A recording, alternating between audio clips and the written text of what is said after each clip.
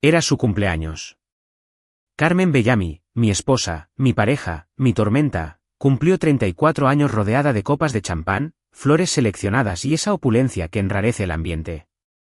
Estábamos en La Fontaine, un restaurante de 5 estrellas en una azotea con vistas a la ciudad que ella consideraba suya. Su padre era el dueño del edificio. Su madre seleccionaba la lista de invitados.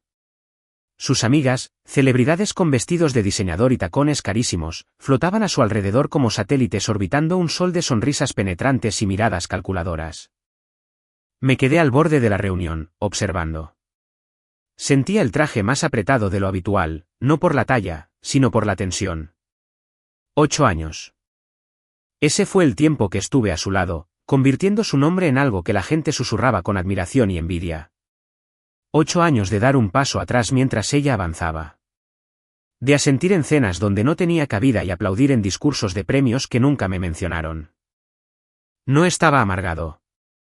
Solo estaba cansado de fingir que no me daba cuenta. Entonces levantó su copa.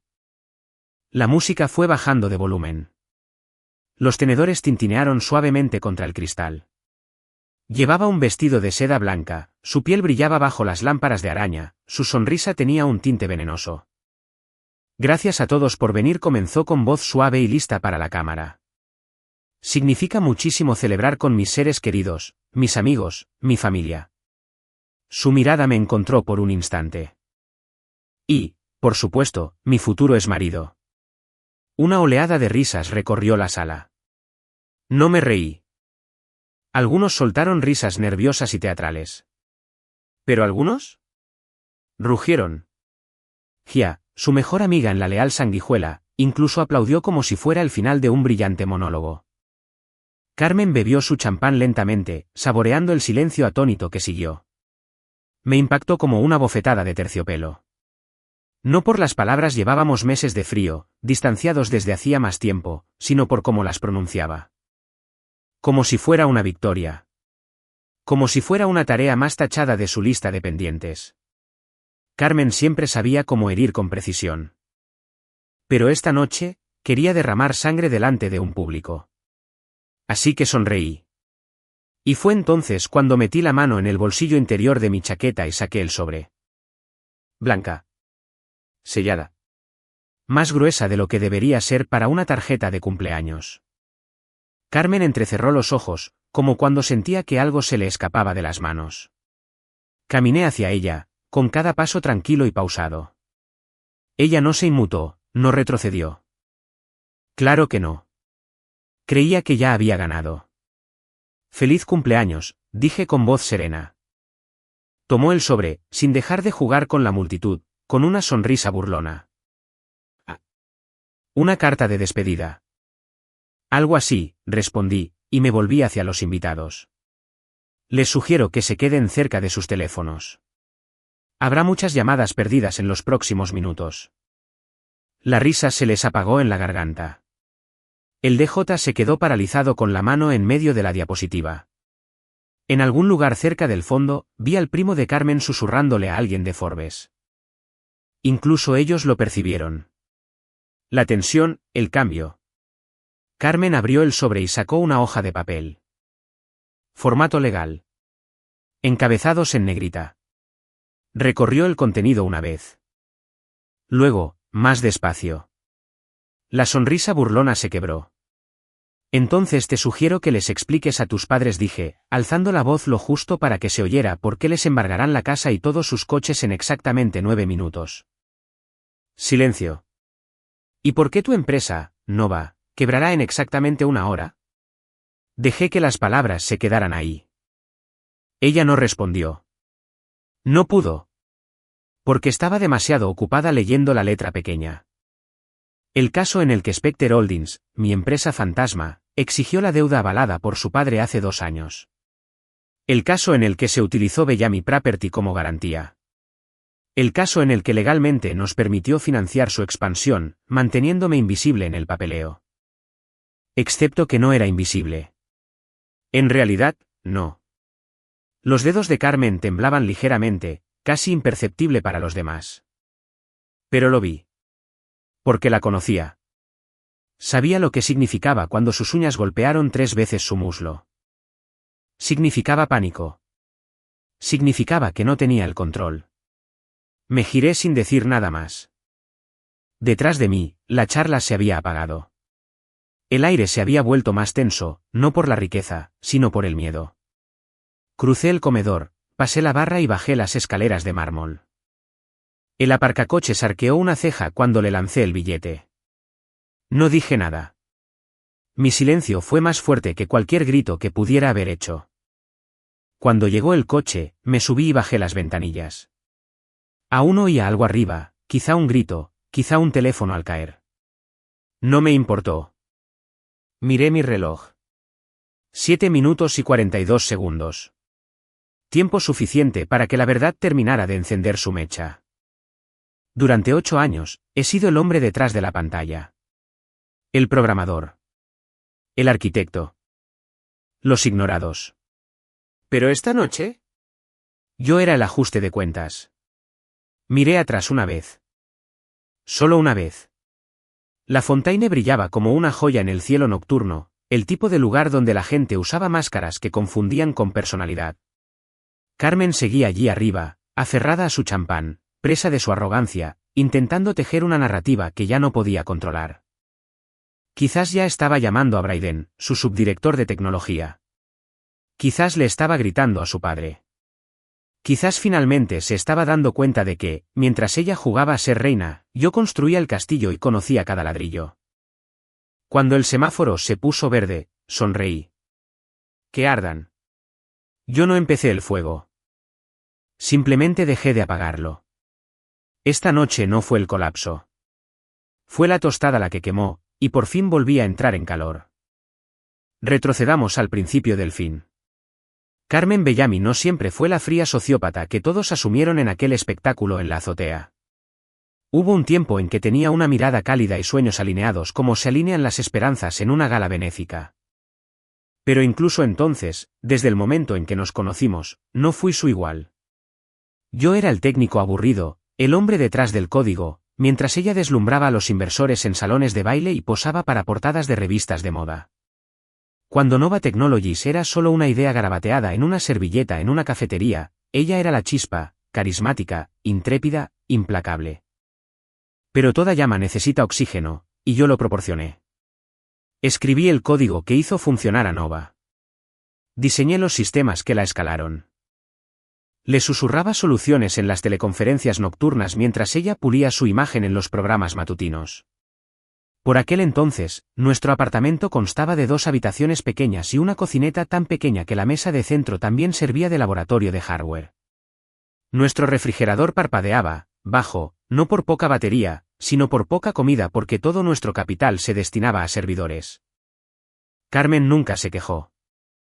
Eran 2 capitalistas de riesgo encantadores y ocupados que convertían la beta en una valoración de $1.000 millones antes de que el resto supiéramos deletrear algoritmo.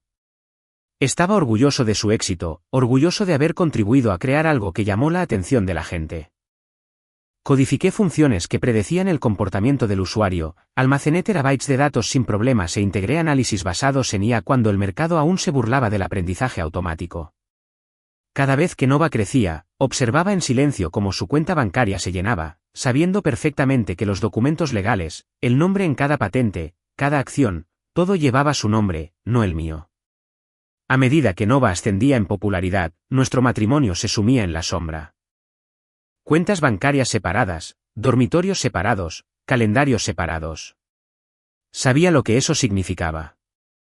Quería libertad, la libertad de convocar reuniones de la junta directiva a altas horas de la noche sin preocuparse por mis sentimientos, de aceptar regalos de patrocinadores sin que yo cuestionara sus motivos, de coquetear con la fama como no podría si se rumoreaba que un experto en tecnología estaba a su lado. Así que me quedé callada, porque los expertos en tecnología no aparecen en los titulares. Crean sistemas. Y esos sistemas la convirtieron en reina. Pero vi las señales de alerta, llamadas que atendía en el baño, risas extrañas que salían de su oficina, abogados que aparecían solo para revisar contratos que nunca me incluían. Me fijé en Levi, el entrenador que contrató bajo la apariencia de coach de bienestar, quien dedicaba más tiempo a comentar sobre mi forma de vestir que sobre su postura. Vi a Brayden, el director técnico junior, siendo conducido a reuniones confidenciales que antes eran mías. Y aún así, guardé silencio, porque en cada conversación susurrada sobre visión y liderazgo, oía el tenue eco de mi propio nombre emanando de la empresa que construimos juntos. Hace 6 meses, comencé a prepararme. No para la venganza, al menos. Al principio no. Simplemente necesitaba opciones. Creé Spectre Holdings, una empresa fantasma sin vínculos trazables conmigo en el papel. Inyecté pequeñas sumas de dinero, legalmente, a través de fondos de capital privado que nadie se molestó en analizar. Luego, en plena noche, registré cada línea de código que había escrito, cada arquitectura de software, cada byte de flujo de datos, no bajo el nombre de Carmen Bellamy, sino bajo el de Spectre. Integré un protocolo oculto en el sistema central de Nova, un bloqueo que solo podía revertirse con mi llave biométrica. Dupliqué las copias de seguridad en servidores en el extranjero. Redacté pagarés avalados por su padre para préstamos de expansión, préstamos que ella creía que eran otra inversión familiar. Solo faltaba el detonante. No era una esposa amargada buscando venganza insignificante. Era una estratega que planeaba una salida como último recurso. Con el paso de los meses, me volvía distante, me ausentaba de las reuniones de la junta directiva, de las cenas con sus padres, permanecía en silencio en nuestra habitación cuando intentaba hablar de las proyecciones de la OPI a medianoche. Me convertí en un fantasma en mi propia casa.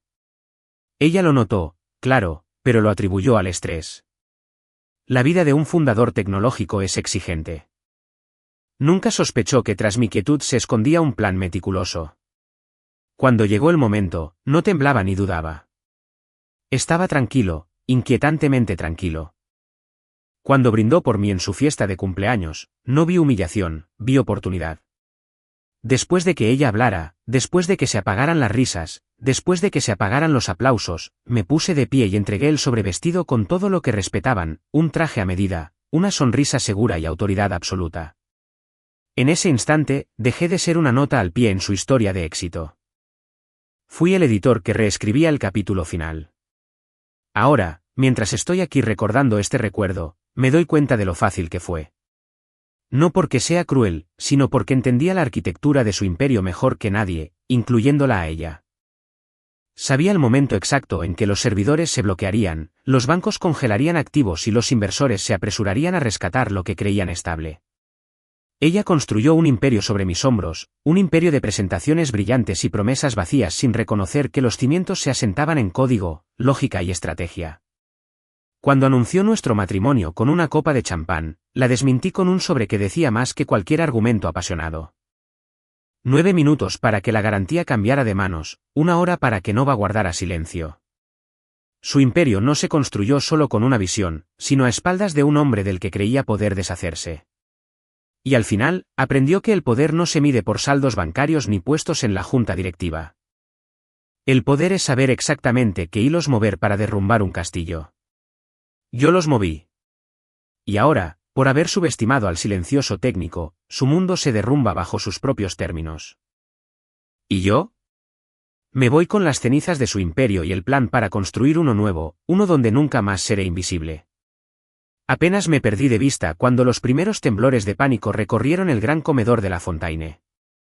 Mis pasos resonaron en el suelo de mármol al bajar la escalera, pero detrás de mí, el siseo de las alertas entrantes se convirtió en una cacofonía de pánico.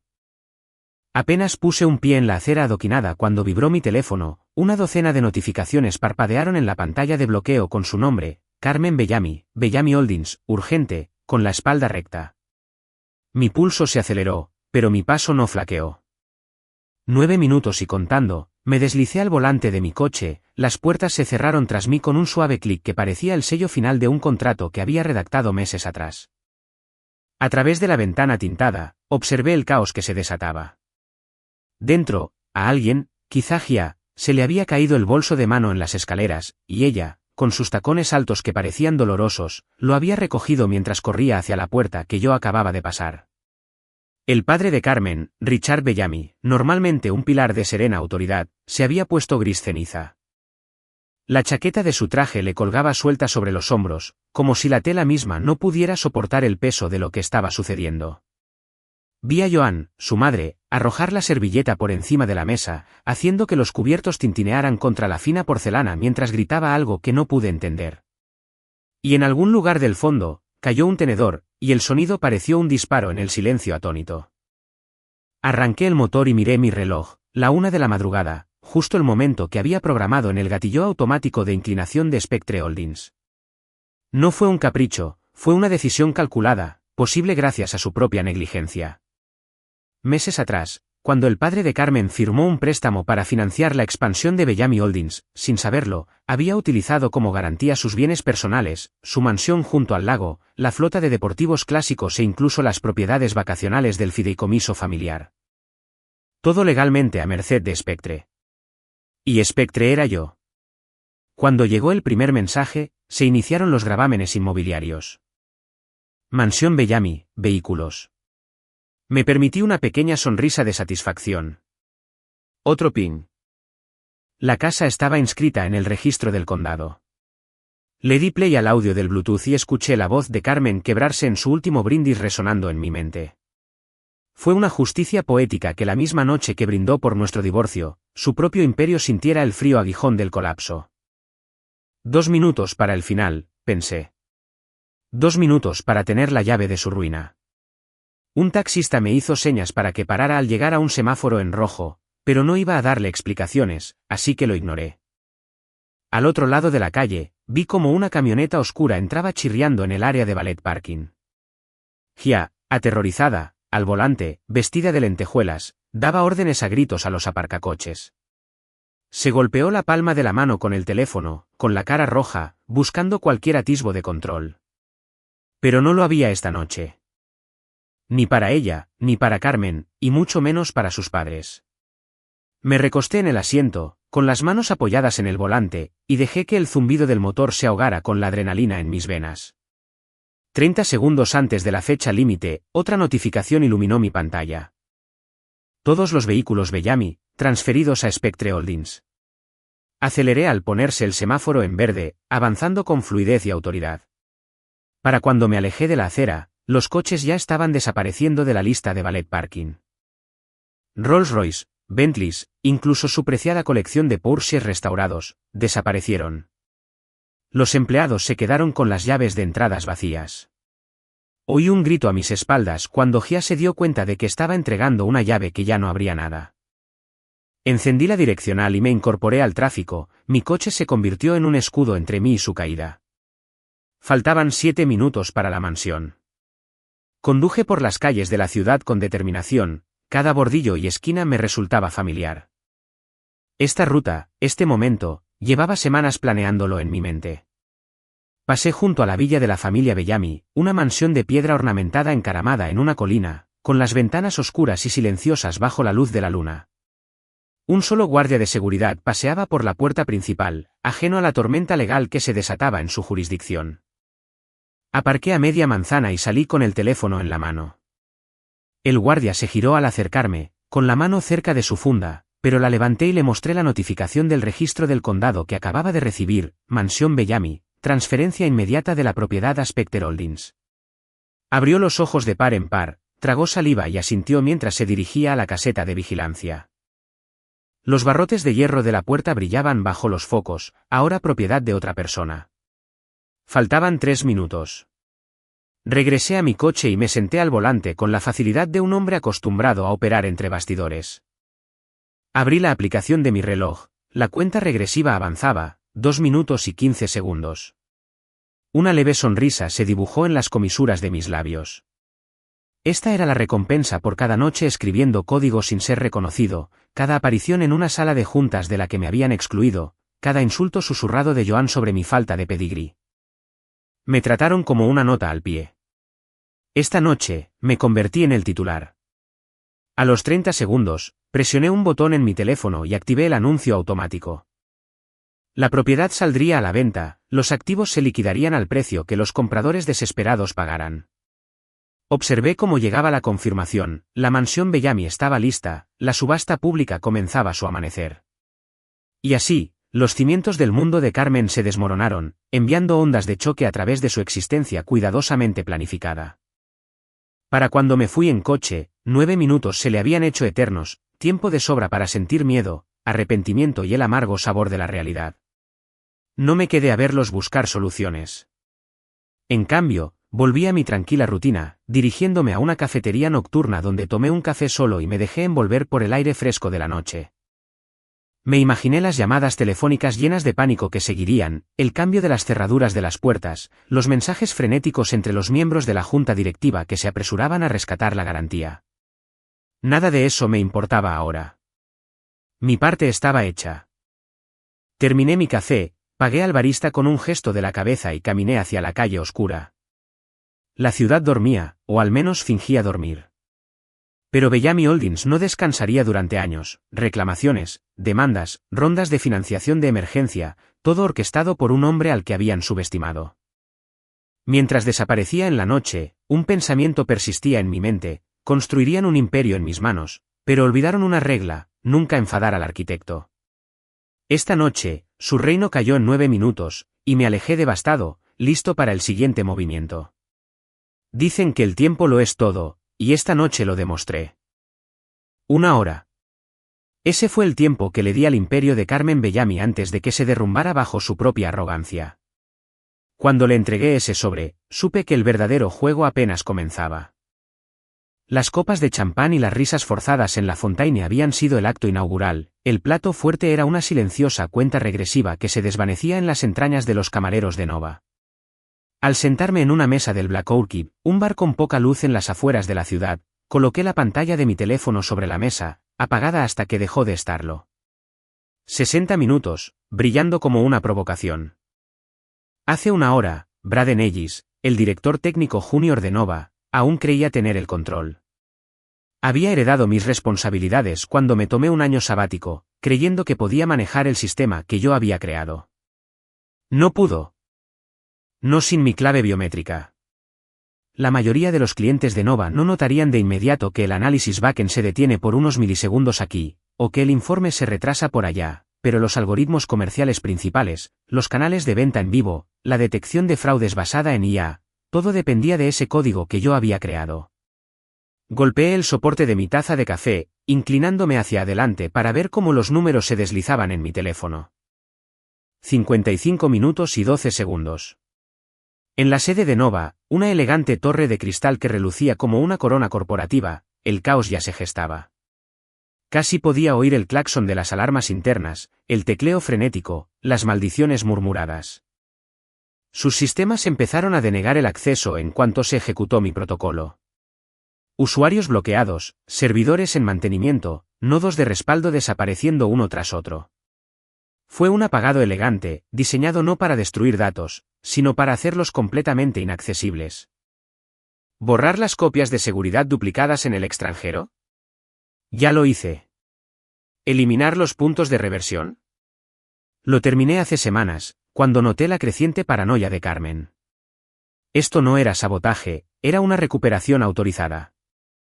Serví un sorbo de bourbon, sintiendo el ardor bajar por mi garganta, y volví a mirar el cronómetro. 45 minutos y 27 segundos. Con 45 minutos restantes, la junta directiva de Nova convocaría una reunión de emergencia, con los teléfonos a todo volumen con las llamadas entrantes.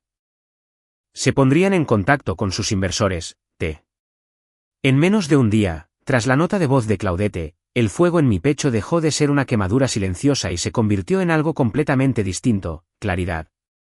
Había estado callada demasiado tiempo. Demasiado complaciente. Demasiado predecible. No les sorprendió que cancelara el viaje. Les sorprendió que hiciera algo que les recordara que aún podía tomar decisiones sin pedirles permiso. Esa constatación fue aleccionadora y electrizante a la vez. Así que entré en mi oficina en casa, me senté en mi escritorio y abrí mi panel financiero. Todo lo que Yasmín había vinculado conmigo: tarjetas de crédito, suscripciones recurrentes, pago automático de cajas de belleza, clases de gimnasio a las que rara vez iba, esos ridículos rituales faciales quincenales que costaban más que la reparación de mi reloj. Los señalé a todos. No con ira, sino con precisión quirúrgica. Sin estallidos. La comodidad fue mejorando poco a poco. Empecé con la Amex Gold. Tenía 2 tarjetas autorizadas en mi cuenta. Una la usé la semana pasada para comprar un bolso de diseñador para el viaje. ¿La otra? Para servicios de spa que pensaba compartir con su hermana. Congelé ambas tarjetas con un solo clic. Luego, la cuenta de Netflix. La que ya casi no usaba porque cada vez que la abría, tenía los perfiles de su familia, los favoritos de Morgan y Claudette, e incluso uno llamado Trevor Time. Eso me hizo reflexionar. Me quedé mirando la foto de perfil. Un avatar con gafas de sol y una sonrisa tonta. Lo borré primero. Luego el resto. Después, toda la cuenta. Pasé a nuestro almacenamiento en la nube conjunto. Docenas de álbumes, la mayoría llenos de fotos de Yasmín en eventos a los que no me invitaron, vacaciones que, según ella, eran solo viajes de chicas, y cenas donde yo era quien tomaba la foto, no yo. Hice una copia de seguridad de lo que me importaba, mi trabajo, fotos antiguas de nosotros de los primeros años, la de mi padre antes de que falleciera, y liquidé el resto. Luego llamé al banco y abrí una cuenta nueva. Uno solo a mi nombre. Limpio. Privado. Se acabaron los pines compartidos. Se acabó. ¿Podrías transferir algo de dinero para cubrir esto? Para cuando terminé, el silencio en el apartamento se había disipado. Ya no me sentía solo. Me sentí merecido. Como si por fin hubiera recuperado algo que siempre había sido mío. A la mañana siguiente, entré en una agencia de viajes boutique en el centro. La recepción olía a cítricos y madera de teca, y la recepcionista me recibió como si perteneciera allí, lo cual, por primera vez en mucho tiempo, sentí de verdad. ¿Cómo podemos ayudarle hoy?, preguntó, sonriendo con ojos que no pretendían engañarme con estatus ni invitación. Me gustaría reservar un viaje en solitario, dije. Portugal. Parpadeó y asintió con una apreciación inesperada. ¿Alguna región en particular? No, dije. Sorpréndeme. Arqueó las cejas y luego sonrió. Me gusta eso. Mientras escribía, vi el reflejo de la pantalla en la encimera de mármol. Sin más uno. Sin fichas familiares. No hay chat grupal para coordinar. Solo mi nombre. Mi destino. Mi elección. Hizo clic en confirmar y se imprimió una tarjeta de embarque en papel blanco nítido. La llevé a mi oficina y la puse sobre mi escritorio. Justo al lado de una foto de boda que llevaba años ahí. Aquella en la que Yasmín llevaba encaje color marfil, y yo estaba a su lado, radiante, con una esperanza absurda. La puse boca abajo. No por despecho. Por cierre. Volví a mirar la tarjeta de embarque. Mi nombre impreso solo, carbonizado, limpio. Marcus Ale. No Marcus y su acompañante. No soy el señor Ale, esposo de Yasmín. Soy yo. Durante años, pensé que la moderación era el camino más alto. Que guardar silencio me fortaleciera. Que aguantar fuera una especie de nobleza. Deslicé la tarjeta de embarque por el escritorio, viendo cómo la luz del sol reflejaba las letras grabadas de mi nombre, Marcus Ale, como una promesa. No había nadie más en el itinerario. Ni copiloto, ni acompañante, ni siquiera un acompañante. Solo yo y un mar de posibilidades. Una semana antes, me habría resistido a la idea de viajar sola. Me imaginaba sentada al borde de las piscinas de los hoteles, preguntándome si a alguien le importaba mi presencia. Me habría angustiado pensando a quién invitar, qué pensaría la gente, cómo justificar el gasto. Pero ahora, al tocar el papel crujiente, me di cuenta de que nunca había viajado sola. Nunca había tomado decisiones basándome únicamente en mis deseos. Siempre había entretejido mis deseos con las expectativas de los demás. Empaqué esa misma noche.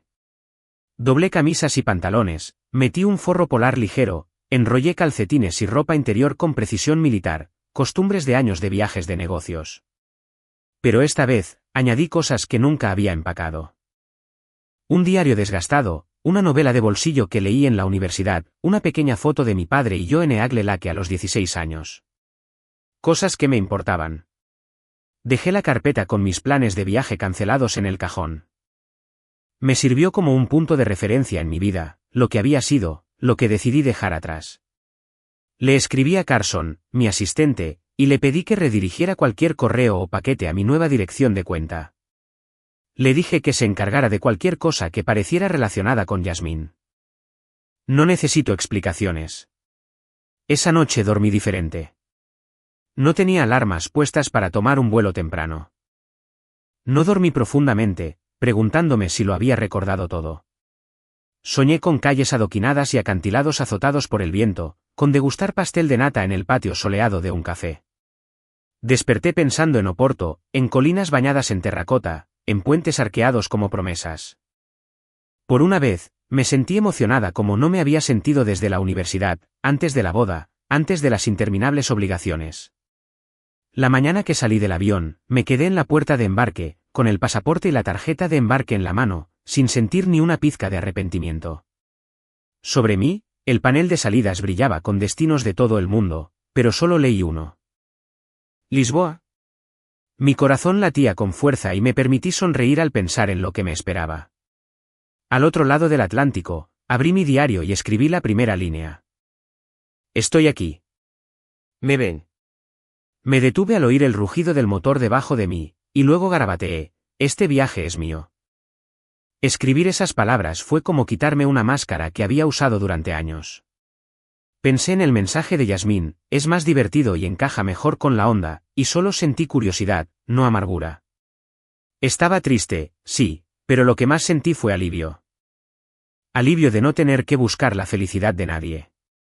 En Portugal, el aire era diferente, salado y cítrico, las risas de los músicos callejeros serpenteando por los callejones, el taconeo de las zapatillas sobre la piedra erosionada. Deambulé sin mapa, parando en pastelería tras pastelería para probar las tartaletas de crema hojaldradas. Charlé con el panadero, el que llevaba un delantal azul brillante, y aprendí un secreto para perfeccionar el centro sedoso de la crema. Negocié con el dueño de una tienda de cerámica por un plato pintado a mano, algo que le enviaría a Carson como disculpa por obligarlo a hacer malabarismos con mi antigua vida. No me importaba parecer ridículo, me importaba sentirme vivo. Una tarde, crucé el puente Dom Moisay al anochecer. El cielo tenía un degradado naranja y lavanda, y me asomé a la barandilla metálica, observando el río fluir bajo mis pies. Una vendedora de postales me ofreció una copa de Oporto. Brindábamos por los desconocidos que encontraban su camino. Me di cuenta de que, al romper mis viejos lazos financieros, cancelar el viaje a la cabaña y congelar las tarjetas, no había perdido nada fundamental. Me había desprendido de todo lo que no era yo. En el vuelo de regreso, revisé mi diario. Páginas de reflexión, de pequeños triunfos, una conversación que dirigí en un café, una caminata por las faldas de Arabida, una noche leyendo junto a un farol del puerto. Escribí. Tomé asiento. No se permitían suplentes. Cada palabra reflejaba la lección que había aprendido en casa. Armas tu propia mesa y eliges quién se sienta contigo. Si nadie se anima a acercarte, comes de todos modos y saboreas la libertad por primera vez. Cuando las ruedas de la pista rozaron la superficie del aeropuerto JFK, no temí volver a mi viejo mundo. Lo esperaba con ilusión, porque traía algo conmigo, una tarjeta de embarque llena de valor y un nombre que me pertenecía solo a mí. Ya no era la proveedora silenciosa, la actriz secundaria invisible en el drama de alguien. Era la protagonista de mi propia historia. Pasé la aduana, recogí mi única maleta y salí del aeropuerto sintiéndome descansada como nunca antes después de hoteles y conferencias. Marcus Ale había regresado. Y esta vez, estaba lista para lo que viniera después. De pie frente a la terminal, guardé la tarjeta de embarque en un pequeño marco que llevaba en el bolso, un recuerdo del viaje, de la decisión de ser vista. Golpeé el cristal y sonreí. Pagué todo lo que tenía. Reservé todos mis viajes. Y me autoinvité.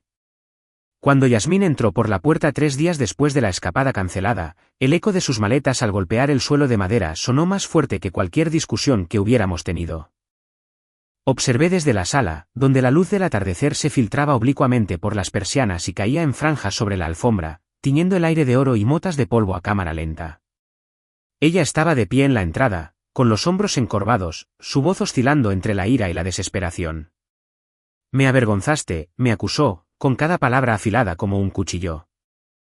Delante de toda mi familia, su tono transmitía más dolor del que yo sentía. Y en ese momento me di cuenta de que ella creía que su reputación era más frágil que nuestro matrimonio. Le permití decir esas palabras, que quedaran suspendidas en el aire como humo, porque revelaban más sobre sus prioridades que cualquier disculpa. No me apresuré a tranquilizarla ni a explicarle nada. En cambio, me levanté del sofá y crucé la habitación con una calma deliberada, llevando un sencillo sobre blanco sellado con una tira de cera roja. Me miró con los ojos abiertos, la boca abriéndose y cerrándose como un pez fuera del agua, buscando las palabras que, de alguna manera, inclinaran la balanza a su favor. Le entregué el sobre sin decir palabra.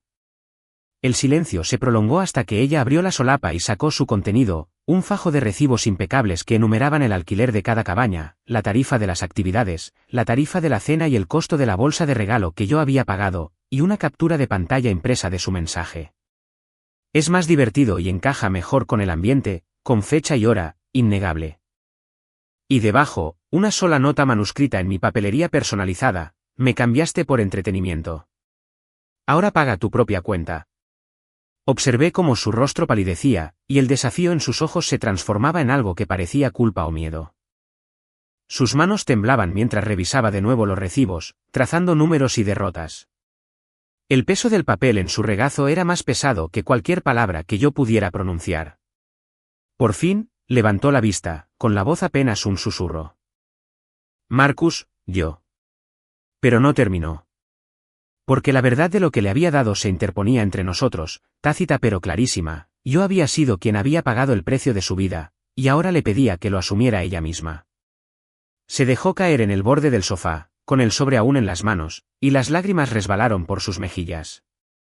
Pude ver en su reflejo, a través del cristal de mi mesa de centro, lo pequeña que se había vuelto, reducida de la mujer que una vez gobernaba todas las habitaciones a alguien que temblaba bajo el peso de sus propias acciones. Sentí un destello de compasión, porque sabía lo que era verse acorralada por las expectativas. Pero la compasión se convirtió en determinación al recordar la facilidad con la que me había dejado de lado por un objeto más entretenido. Respiré hondo y dije: no estoy enojada, Yasmín. Ya terminé. Invertí en una sociedad, no en una actuación. Mis palabras eran sencillas, pero cargaban con el peso de cada cena que había preparado, cada viaje que había planeado, cada momento en que me había tragado mi orgullo para mantener la paz. Me miró entonces, me miró de verdad, y vi un cambio en sus ojos, el reconocimiento de que el hombre con el que se había casado aún existía tras años de aquiescencia, y que ya no guardaría silencio. Intentó hablar de nuevo, esta vez con una disculpa en los labios, pero negué con la cabeza. No, dije suavemente. Ahórratelo. Y lo decía en serio. Porque quería que comprendiera que este momento, esta confrontación, no fue el comienzo de la ira ni la venganza. Fue la culminación de cada sacrificio inadvertido. Fue el momento en que reconocí mi propio valor. Me di la vuelta y caminé por el pasillo hacia su habitación. Los pasos de Yasmín me siguieron, ligeros y vacilantes, como los de una niña que sigue a sus padres. Me detuve en la puerta y miré hacia atrás. Ella estaba enmarcada por la luz del pasillo, con los ojos brillantes. Marcus, por favor, susurró. Pero no di un paso al frente. Negué con la cabeza y dije: tú decides. Entré, cerré la puerta con cuidado y la dejé en el pasillo, con el sobre colgando flácido en la mano, nuestras vidas divididas para siempre por el papel que había puesto entre nosotras. Pasó una semana en una neblina inquietante, días marcados no por los eventos de nuestro calendario, sino por la opresión en el pecho cada vez que recordaba la nota de voz de la madre de Yasmín, cada vez que sonaba mi teléfono y me preguntaba qué miembro de su familia llamaba para exigir respuestas. Mantuve mi rutina, entrenamientos matutinos, reuniones consecutivas con clientes y almuerzos en mi escritorio. Sin embargo, bajo la apariencia de normalidad, algo cambió en mi interior. Ya no contestaba llamadas de números desconocidos ni abría los correos de la cuenta de Yasmín. La distancia se había convertido en mi aliada. Entonces, una mañana, llegó un sobre nuevo al buzón de mi oficina. Sin remitente, solo mi nombre impreso en letras pulcras y con serifa. Me detuve antes de abrirlo, observando cómo el papel ondeaba bajo las luces fluorescentes. Algo en su peso me indicó que no se trataba de otra invitación a un almuerzo familiar ni de un mensaje de disculpa en formato físico. Abrí el sobre, desdoblé la carta y me encogí de hombros al leer el encabezado: notificación de reclamación por daños. Parecía un reflejo distorsionado de todo lo que había hecho para recuperarme. El abogado de Yasmín detalló una larga lista de quejas: angustia emocional causada por el viaje cancelado, reembolso por el tiempo familiar perdido, propiedad parcial de nuestro condominio, daños y perjuicios por daño a la reputación en su círculo social. El lenguaje fue frío y seco: exigimos el pago completo en 30 días. El incumplimiento resultará en nuevas acciones legales, incluyendo embargos sobre la propiedad del señor Ale. Mi nombre aparecía una y otra vez en esa carta: Marcus Ale, incriminado no como persona, sino como acusado.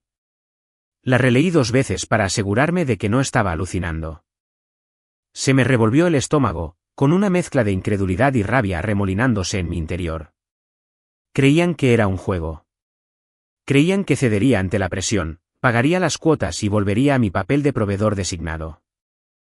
Pero ya me había alejado de ese escenario. Doblé la carta, la guardé en su sobre y me quedé con ella en la mano, asimilando la gravedad de su audacia. Esa noche, en casa, dejé la carta en la isla de la cocina, junto a un bol de fruta fresca y una pila de folletos de viajes a Portugal. Encontré el número de Yara Knox en mi agenda. Mi abogada, perspicaz e impasible, Yara contestó al segundo timbre, como si hubiera estado esperando esta llamada. Marcus, ¿qué pasa?, saludó con voz firme. Respiré hondo. Tengo un aviso legal. Del abogado de Yasmín. Reclaman daños y perjuicios por angustia emocional y quieren la mitad de nuestro condominio. Quieren que se les reembolse el viaje y el tiempo familiar perdido. Una pausa. Entonces la risa característica de Yara, baja y cómplice. ¿De verdad que van por ese camino? Supongo que creen que voy a ceder. Yara suspiró. Déjame ver la carta. Envíala por correo electrónico. Y Marcus, no saben con quién están tratando. Su confianza me infundió confianza. En menos de 1 hora, revisó la carta y respondió. Presentaremos una contrademanda para la partición de bienes y nos defenderemos de estas reclamaciones frívolas. Además, conserve sus pruebas, el mensaje de texto original, las confirmaciones de viaje y todos los recibos. Y esa grabación de pantalla del mensaje de Yasmín que mencionaste haber guardado, con fecha y hora. Será innegable. Prueba. Me di cuenta de lo esencial que era esa grabación de pantalla que hice en el momento en que el mensaje "él es más divertido" llegó a mi teléfono. Lo hice por capricho, un hábito protector adquirido tras años de gestionar mi propio negocio y proteger contratos. En aquel momento, me pareció práctico, pero ahora era un escudo. Pasé el día siguiente reuniéndolo todo. Encontré la captura de pantalla sin editar de su mensaje en mi almacenamiento en la nube, copié la fecha y la imprimí. Reuní todos los recibos de la reserva de la cabaña, las actividades, las bolsas de regalo, cada centavo que había gastado. Imprimí las confirmaciones de reserva y los correos electrónicos de cancelación con los reembolsos emitidos. Abrí mi diario, donde había anotado la fecha y hora exactas de cada cancelación. Exporté la grabación del mensaje de texto, el audio y el vídeo del mensaje inicial de Yasmín, con la fecha y hora superpuestas. Esa noche, me encontré con Yara en su oficina, un espacio elegante con ventanales que se extendían del suelo al techo y que daban a la ciudad. Revisó los documentos y asintió con aprobación mientras se los entregaba. Esto es hermético, declaró. Presentaremos una solicitud formal de partición financiera y una moción para desestimar sus reclamaciones. Redactaré la respuesta esta noche. Lo pensarán 2 veces antes de ventilar esto en el tribunal. Escucharla decir esas palabras despertó en mí una sensación de reivindicación que no había sentido en años. Me di cuenta de que ya no era la proveedora invisible. Tenía piernas para sostenerme. Tenía voz. Y lo más importante, tenía límites. De camino a casa, reflexioné sobre cómo esta escalada legal reflejaba los acontecimientos que me llevaron hasta aquí. La familia de Yasmín siempre había actuado como si mis contribuciones fueran ilimitadas e insignificantes. Asumían que absorbería cada desaire, cada gasto, cada humillación, porque eso era lo que siempre hacía. Pero esta carta demostró que incluso la persona más confiable tiene un punto de quiebre, un momento en el que decide que su valor no es negociable. De vuelta en mi apartamento, guardé las pruebas reunidas en una carpeta con mis iniciales grabadas. Me senté en mi escritorio, encendí mi portátil y escribí un correo electrónico a Yara. Envíame mi respuesta lo antes posible. Quiero resolver esto antes de que se agrave. Le di a enviar y me recosté, mientras la adrenalina se desvanecía en una serena resolución. Pensé en la exigencia del abogado de Yasmín de tiempo familiar perdido, una frase tan sesgada que rozaba lo grotesco. Querían ponerle precio a la risa en una cabaña. Querían monetizar recuerdos que facilité, pero a los que nunca pertenecí realmente. Me di cuenta de que quienes me valoraban solo por lo que aportaba jamás podrían comprender mi verdadero valor, la dignidad. Más tarde esa noche, abrí el cajón donde guardaba mi foto de boda, aquella en la que aparecían Yasmín con encaje y yo con smoking, sonriendo a un futuro que alguna vez pareció prometedor. La puse boca abajo y coloqué encima el aviso legal impreso, cubriendo la imagen por completo. La foto permaneció allí, oculta, pero no borrada. Fue un recordatorio de dónde había estado y lo lejos que había llegado. Cerré el cajón y me acerqué a la ventana, contemplando las luces de la ciudad. Me invadió una sensación de anticipación, no de ansiedad, sino de esperanza, la que surge cuando trazas tu propio rumbo. La batalla legal que se avecinaba no era solo por dinero ni por un condominio. Era una declaración. Me protegería. Me aseguraría de que nadie volviera a confundir mi silencio con debilidad. Y a medida que la noche se hacía más profunda, comprendí algo profundo. Pensaban que esto era un juego. Pero me había convertido en el jugador que nunca vieron venir. Habían pasado 2 semanas desde que presenté la partición financiera y la solicitud de divorcio. En ese tiempo, había resistido la tormenta de llamadas furiosas, mensajes directos e intentos de presionarme para que me sintiera culpable. Pero el momento más intenso de todos fue el que vivía solas, en mi oficina, cuando algo, o mejor dicho, alguien, por fin lo dijo todo sin decir una sola palabra. Era la tarde. La lámpara de mi escritorio proyectaba un cálido haz de luz sobre los documentos dispersos, los avisos legales, los extractos bancarios y demás. Pero elegiste la traición. Ahora tienes 2 opciones, aceptar mis condiciones o empezar a reconstruir desde cero sin el ingeniero principal de Nova. El rostro de Carmen se sonrojó de ira y vergüenza. ¿Nos estás extorsionando, Siseo? Dando un paso al frente. Esto es chantaje. Levantó la barbilla desafiante, pero le temblaban las manos. ¿Qué harás si nos negamos? Su pregunta quedó flotando en el aire como un reto. La observé, el destello de una líder antes segura de sí misma reducida a una esposa asustada que exigía clemencia. Me puse de pie y rodeé el escritorio, acortando la distancia entre nosotras. No es chantaje, dije en voz baja y controlada. Es un contrato. Violaste tus promesas, tanto personales como profesionales.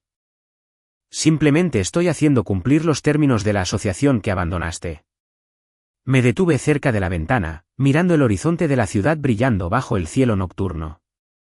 Sin mí, Nova no tiene motor. Su trilogía de algoritmos comerciales, análisis de IA y flujos de datos seguros está protegida por claves de cifrado que solo yo poseo. Puedes negociar conmigo o ver cómo tu empresa se desploma en tiempo real. Joan perdió la compostura. Se aferró a su bolso como si pudiera protegerse de las consecuencias que había ignorado.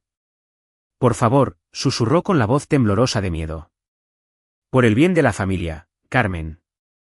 Pero Carmen la interrumpió con un gesto brusco, con lágrimas en los ojos al comprender la realidad. No puedo creer que hicieras esto, dijo en voz baja, con la voz quebrada. Me miró con una mezcla de tristeza y resignación en la mirada. No nos dimos cuenta de lo lejos que llegarías. Guardé silencio, dejando que su arrepentimiento resonara por la sala.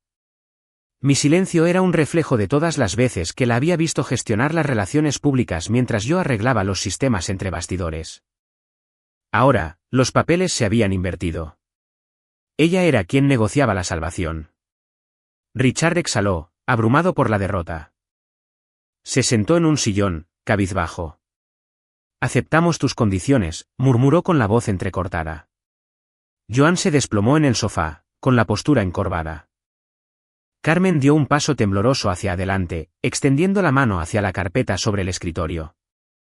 Firmaremos, susurró, con lágrimas escapando a pesar de sus esfuerzos. Levantó la cabeza y me miró a los ojos. Nosotros se le quebró la voz. Firmaremos. Asentí y le hice un gesto a Maya para que trajera los documentos. Mientras ella disponía cada página, vi a Carmen y a sus padres firmar. El sonido de la pluma sobre el papel era como remaches que sellaban nuestro nuevo acuerdo. Cada firma era una concesión de poder, cada línea reconocía mi valor. Cuando el documento final tenía sus marcas, me puse de pie, guardé las copias firmadas en el bolsillo y las miré con una sensación de firmeza. Trato hecho, dije en voz baja. ¿Ahora, te vas? Hice un gesto hacia la puerta, con un tono cortés y firme. Carmen dudó un momento, luego pasó junto a Maya, con los hombros erguidos a pesar de la vergüenza. Richard y Joan los siguieron, con el orgullo destrozado, pero su supervivencia intacta. La puerta se cerró tras ellos y el silencio invadió la suite. Exhalé, una lenta liberación de la tensión que no sabía que tenía contenida. Este pacto era más que un acuerdo comercial, era mi declaración de valía, mi prueba de que el poder pertenecía a quien tenía la llave. Al hundirme en la silla, me permití un momento de satisfacción. Mis condiciones no son nada, y ellos las eligieron. En el silencio posterior, me serví un vaso de whisky y lo levanté hacia la puerta vacía, hacia el imperio que una vez se alzó sobre mis hombros y hacia el futuro que construiría a mi manera. La luz de la mañana se filtraba a través de las cortinas opacas, tiñendo el ático de un dorado pálido. Me desperté con el suave murmullo del tráfico de la ciudad, pero los verdaderos acontecimientos ocurrían a kilómetros de distancia, donde el imperio de Carmen Bellamy se tambaleaba al borde de una nueva realidad. A mi lado, en la mesa de centro, estaban los documentos firmados, mi trofeo y su caída, cuidadosamente apilados y listos para archivar. Serví una taza de café negro fuerte, cuyo aroma era lo suficientemente intenso como para despertar cualquier duda persistente. Hoy era el día en que consolidaba mi poder, convirtiendo su reticente acuerdo en un hecho irrevocable. ¿Lo mejor? No lo sabrían hasta que el mundo se lo dijera. A las 9:30 en punto, envié el primer lote de documentos a los registros públicos y al Consejo Corporativo. Escrituras transferidas, gravámenes liberados, asignaciones de propiedad intelectual registradas, cada detalle registrado en el registro público. El reloj digital de mi escritorio marcó las 9:31 y mi bandeja de entrada se llenó de confirmaciones, documentos presentados correctamente, título transferido y cesión de patente completada. Cada mensaje era un golpe de gracia, que me hacía comprender que el mundo de Carmen había cambiado para siempre. Me recosté en mi sillón de cuero y di un largo sorbo, saboreando la certeza de que estas acciones no podían revertirse, no sin caos legal y espectáculo público. Cuando la prensa empezó a informarse, Spectre Holdings adquirió Bellamy Estate y Reyes Systems tomó el control de Nova Code. Vi aparecer las notificaciones en mi pantalla. Los periodistas especulaban sobre los detalles, cómo podría un solo cofundador superar en maniobras a toda una dinastía. Los artículos debatían si se trataba de ingenio corporativo o de traición conyugal. Leí cada titular con interés desinteresado, reconociendo la narrativa que había escrito. Ningún giro podía borrar los hechos ahora, mi nombre estaba en primer plano. Cerré la laptop cuando el entusiasmo alcanzó su punto álgido, contento de que el mundo ahora comprendería lo que siempre había sabido. A las 11, sonó mi teléfono. Era Maya Lin, con voz enérgica. Todas las presentaciones están en vivo. Bellamy Holdings recibirá una notificación formal en 1 hora.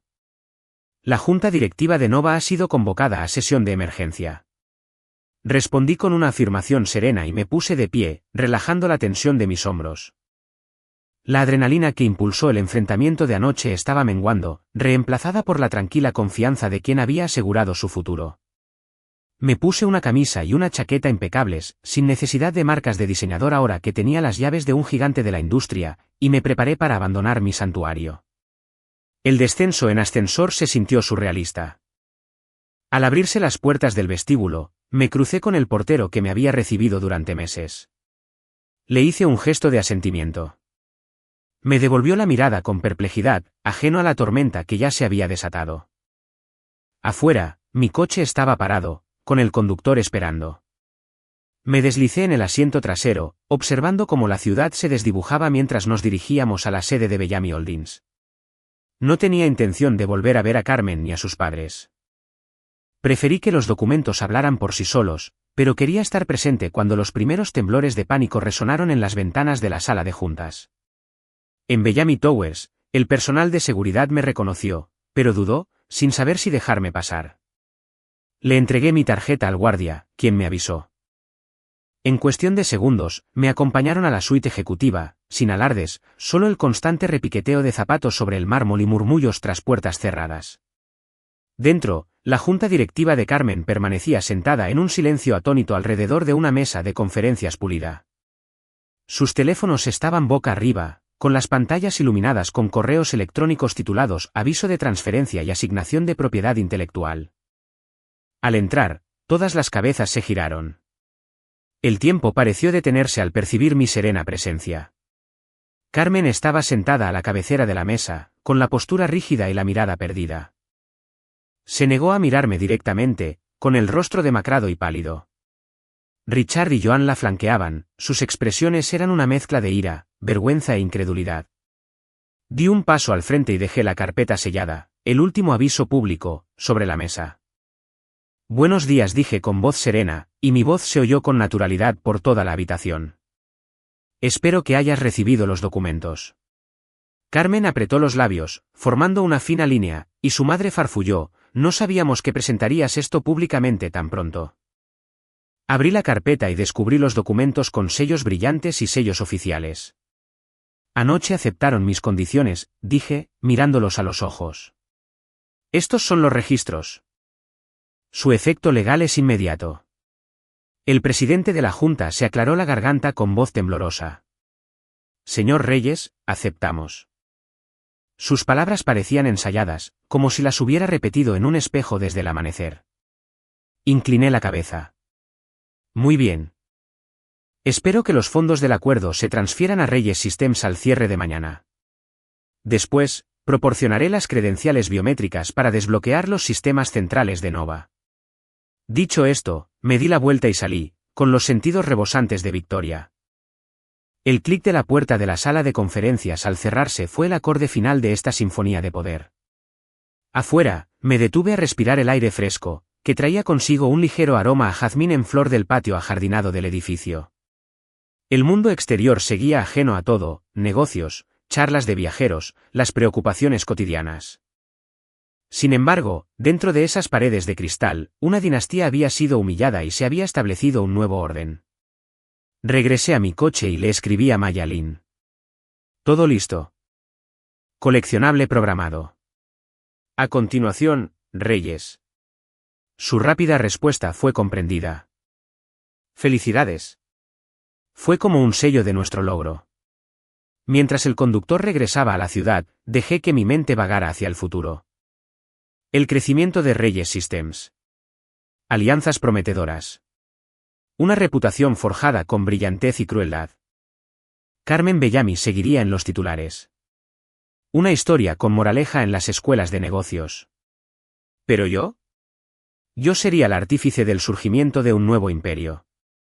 Una construida sobre el respeto, el reconocimiento y la base inquebrantable de mi propio diseño. Habían pasado 3 días desde que sellé mi victoria sobre la dinastía Bellamy, y el mundo seguía vibrando. Mi teléfono vibraba sin parar, con notificaciones de periodistas, clientes e incluso antiguos colegas que me contactaban con felicitaciones o curiosidad. Pero el momento de la verdad llegó cuando llegó la solicitud de entrevista. Forbes. Era un correo electrónico muy conciso, pero a la vez muy contundente. Nos gustaría entrevistar a Reyes Systems, fundadora, sobre su papel en la transformación de Nova. ¿Está disponible? Me quedé mirando la pantalla un momento, saboreando la ironía. El mismo medio que una vez escribió apasionantes perfiles de Carmen Bellamy sin mencionarme jamás, ahora quería mi historia. Acepté y programé la llamada para la mañana siguiente. Cuando llegó el día, entré al estudio de Forbes, un espacio minimalista con monitores de pared a pared que mostraban información financiera, escritorios elegantes y sillas que parecían más instalaciones artísticas que asientos. Vestía un traje azul marino a medida, camisa blanca, corbata negra, discreto, profesional, nada ostentoso. Lo último que necesitaba era distraerme del mensaje. Un productor me recibió con un cálido apretón de manos y me condujo a una pequeña sala verde donde repasé los puntos de conversación, mi experiencia, los orígenes de Nova y los imperativos estratégicos que llevaron a recuperar el código. Añadí una nota final: prioricé la colaboración sobre el conflicto, la destreza sobre el ego. Porque incluso en Triumph, quería darle forma a la narrativa. La presentadora, Eliza Chun, era serena y elocuente, el tipo de periodista cuya reputación de cuestionar con rigor pero justicia atraía a los espectadores. En cuanto las cámaras empezaron a grabar, me presentó como el cofundador fantasma convertido en arquitecto corporativo y me indicó con la cabeza que comenzara. Me incliné ligeramente hacia adelante, mirándola a los ojos. Gracias, Eliza. Es un placer estar aquí. Se lanzó de lleno. Reyes, tu historia parece un thriller empresarial. Ayudaste a convertir la sede de Nova en una empresa líder de Fortune 500, solo para quedar excluida en una adquisición hostil tras un matrimonio fallido. ¿Cómo conciliar las motivaciones personales con la ética profesional? Sonreí, comprendiendo la trampa. Mis acciones fueron completamente profesionales. Empecé, eligiendo mis palabras con cuidado. Pasé 8 años diseñando la arquitectura de Nova, desarrollando sus algoritmos de trading, análisis de IA y sistemas de seguridad. Cuando las negociaciones con la familia Bellamy fracasaron, quedó claro que mis contribuciones estaban infravaloradas y mi rol, marginado. Establecí un marco legal que exigía reconocimiento y una compensación justa, no por venganza, sino por principios. Hice una pausa, dejando que el silencio de los estudios subrayara mi siguiente punto.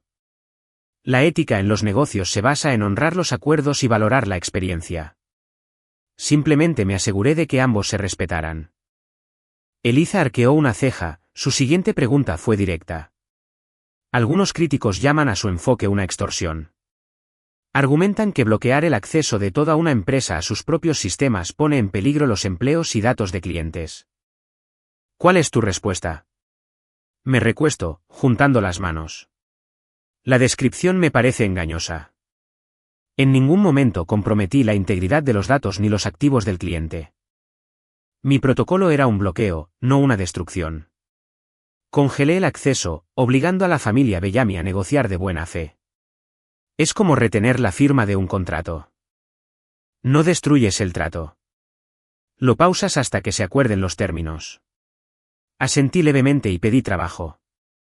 La disputa se resolvió en menos de una semana, sin despidos ni filtraciones de datos. Todos recibieron sus salarios y las operaciones se reanudaron en condiciones claras y justas. Ella tocó sus notas. Hablemos del legado. El apellido Bellamy es sinónimo de prestigio corporativo. ¿Cómo ves tu legado en comparación con el de ellos? Aquí fue donde dejé entrar un poco de humildad. El legado no se construye con reconocimiento de nombre, sino con contribuciones tangibles. Los Bellamy aportaron capital y visión. Yo proporcioné el motor y el código. Sin ese motor, la visión se queda en una idea. El legado se trata de lo que dejas, sistemas funcionales, clientes exitosos y un entorno donde se valora la experiencia. Planeo construir Reyes Systems con esos principios como base. Eliza asintió pensativa. De cara al futuro, ¿qué le depara el futuro a Reyes Systems? ¿Tienen planes de retomar Nova o es una ruptura definitiva? Sonreí, presintiendo una oportunidad para expandir mi futuro. Reyes Systems se basa en la colaboración. Ya contamos con 10 clientes de la lista Fortune 500 que utilizan nuestros frameworks propietarios. Mi objetivo es ampliar nuestra oferta de consultoría y software propietario, centrándonos en la transparencia y la colaboración. En cuanto a Nova, estoy abierta a colaborar en términos que valoren mi experiencia. Pero será una colaboración, no una jerarquía. Se inclinó hacia adelante, terminando el segmento principal. Para terminar, ¿qué consejo les daría a los profesionales que se sienten infravalorados en sus organizaciones? Lo pensé un momento. Reconozcan su valor y documenten sus contribuciones. Creen marcos legales y profesionales que reconozcan su experiencia, ya sean patentes, acuerdos de participación o contratos formales de asociación. Y nunca subestimes el poder de tus habilidades. Si eres esencial, tienes influencia. Úsala sabiamente y busca siempre un reconocimiento justo en lugar de venganzas personales. La cámara hizo un corte y Eliza sonrió cálidamente. Gracias, Reyes. Eso fue revelador. Me puse de pie y le estreché la mano. Tras bambalinas, los productores me felicitaron con pequeñas sonrisas y asentimientos de admiración. Salí del estudio con una sensación de cierre y renovado impulso. Mi historia ya estaba impresa, en línea y se transmitía en redes empresariales. El público leería sobre un arquitecto calculador y ético que convirtió una repercusión personal en un precedente corporativo. De vuelta en mi oficina, revisé la página web de Forbes, el arquitecto del colapso, como Reyes recuperó su parte de Nova, con una foto mía recortada contra el horizonte de la ciudad. Los comentarios llovieron, líderes de la industria elogiaron mi postura, emprendedores debatieron mis métodos e incluso algunos foros tecnológicos especularon sobre las consecuencias legales. Revisé algunos, asintiendo ante el análisis. Me llamaron inconformista, renegado, visionario. Yo cumplía todas esas funciones, pero lo más importante, recibí reconocimiento. Esa tarde, convoqué una reunión con mi equipo ejecutivo, ingenieros principales, asesores legales y estrategas de marketing.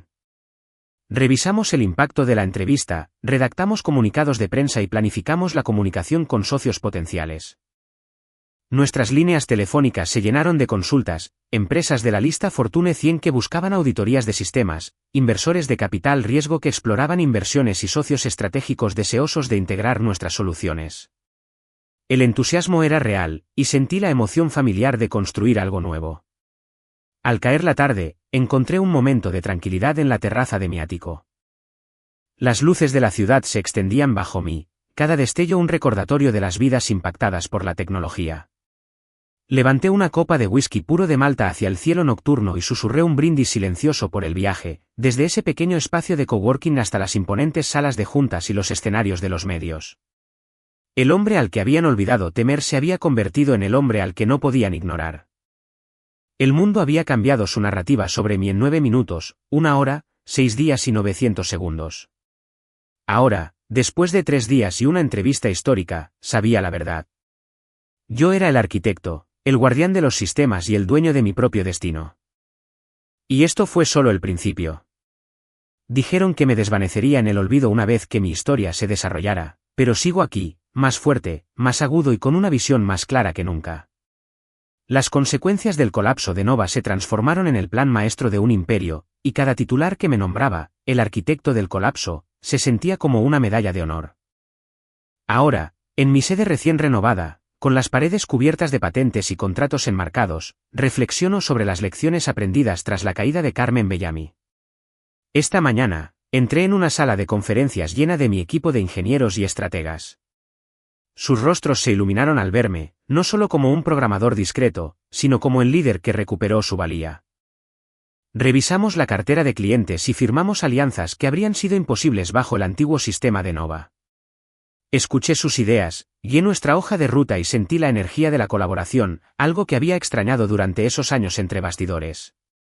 Más tarde, me tomé un momento a solas para redactar una carta a los padres de Carmen, describiendo los términos acordados para la buena voluntad y la futura colaboración. A pesar de que me rechazan como igual, creo en el poder de la reconciliación. El poder sin gracia es vano. Tanto la herencia como la innovación pueden coexistir cuando hay respeto mutuo. Al anochecer, subí a la azotea para contemplar cómo el horizonte se tiñe de rojo bajo el sol poniente. La ciudad susurraba sobre oportunidades aún por aprovechar. Levanté mi copa y me susurré una promesa: esto es solo el principio. Puede que Nova se haya construido sobre mis hombros, pero Reyes Systems se mantendrá firme por sus propios méritos. No olvidarán al hombre que les enseñó a temer la fuerza invisible que impulsa su éxito. Cada protocolo, cada línea de código, lleva mi legado al futuro, prueba de que el verdadero poder reside en el intelecto, la integridad y una convicción inquebrantable. Siempre,